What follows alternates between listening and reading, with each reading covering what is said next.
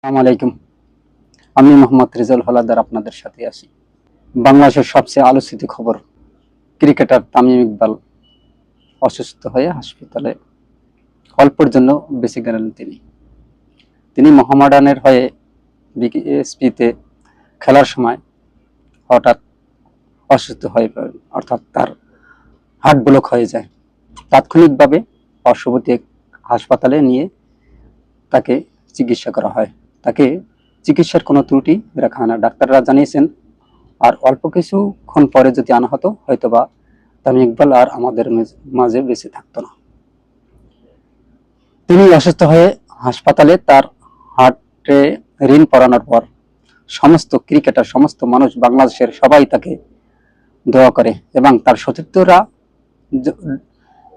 মুশফিকুর রহিম তিনি ফেসবুক পোস্টে জানিয়েছেন, আমাদের প্রিয় তামিম ইকবাল যেন সুস্থ হয়ে যায়, সবাই দোয়া করবেন।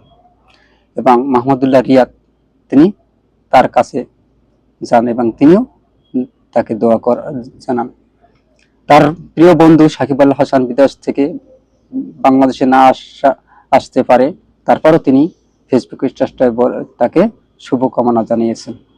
মাশরাফি বিন মর্তুজা তিনিও তাকে বলছে ফেসবুক স্ট্যাটাসে, আমি তোর কাছে যেতে পারলাম না, কিন্তু আমি মন থেকে তোকে দোয়া করলাম।